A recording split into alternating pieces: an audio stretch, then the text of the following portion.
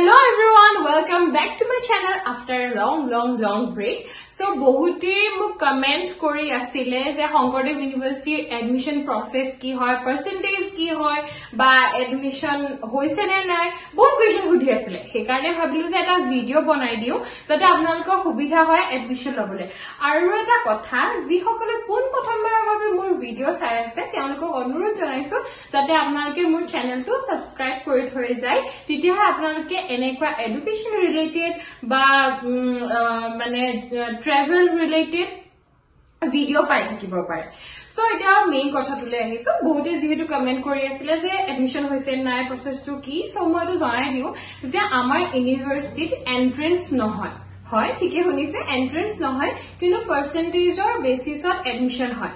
আৰু আপোনালোকৰ 50 above percentage লাগে মানে এডমিশন কৰিবলৈ ইউনিভাৰ্সিটিত, আমাৰ শংকৰদেৱ ইউনিভাৰ্সিটিত। কিন্তু ডিপাৰ্টমেন্ট ওয়াইজ সকলোৰে বেলেগ বেলেগ হয়। সেইকাৰণে মই আপোনালোকক অনুৰোধ জনাম যে আপোনালোকে আমাৰ যেটো অফিচিয়েল ওয়েবসাইট হয় গুগলত গৈ হেতু সাৰ্চ কৰক আৰু তাত গৈ পেলাই আপোনালোকে এখন ফৰ্ম থাকিব, সেইখন ফিল আপ কৰক। ফিল আপ কৰি পেলাই আপোনালোকে এডমিশন ল'ব পাৰিব। আৰু আমাৰ এটা বৰ্তমান ক্যাম্পাসটো বহুতটা ভাগত ভাগ হৈ আছে।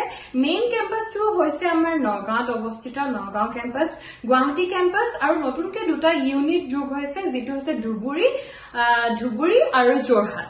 সো আপোনালোকে যদি এইটা ক্যাম্পাসৰ ওচৰে পাছৰে আছে বা আপোনালোকৰ যোৰহাট ক্যাম্পাস যেটো হয় সেটো গুটেখিনি এতিয়া अवेलेबल নহয়, এমএৰ যিখিনি বিষয় আছে সেইখিনি আপোনাৰ নগাঁও ক্যাম্পাসতে अवेलेबल হয়। সেইকাৰণে আপোনালোকক মই এটাই কম যে আপোনালোকে ওয়েবসাইটত গৈ ফৰ্মখন ফিল আপ কৰক।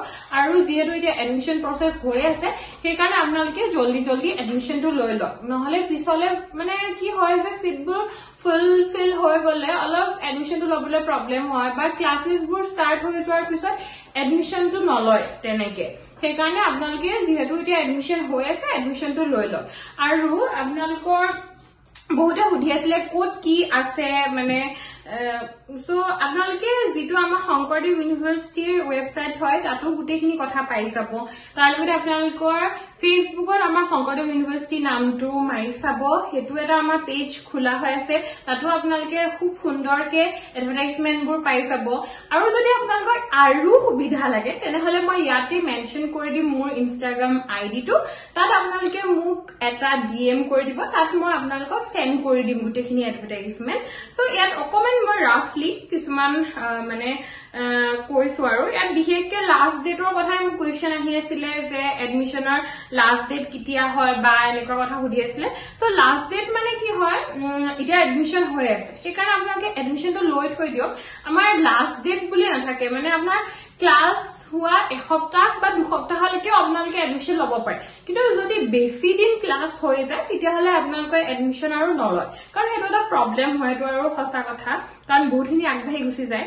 সো আৰু আমাৰ যেটো নগাঁও ক্যাম্পাস হয় তাত আপোনালোকৰ বেচেলৰ অফ ডিজাইন, বিএসসি, তাৰ পিছত বিবিএ, তাৰ পিছত এমবিএ এনেকুৱা নতুন ধৰণৰ কিছুমান বিষয় সংযোগ কৰিছে যেটো আপোনালোকৰ বাবে বেছি সুবিধা হ'ব।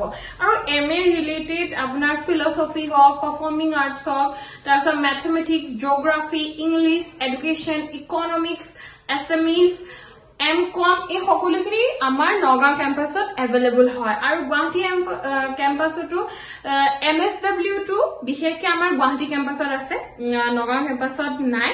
আৰু আপোনালোকক যদি এ টু জেড কোড কি আছে এখন লিষ্ট হয়, সেইখন আপোনালোকক মই দি দিম যদি আপোনালোকে মোক ইনষ্টাগ্ৰামত ডিএম কৰে। আৰু আপোনালোকে ওয়েবসাইটত গলে আৰামছে পাই যাব বা ফেসবুক পেজত গলে আৰামছে পাই যাব, কোনো ধৰণৰ প্ৰবলেম নাই।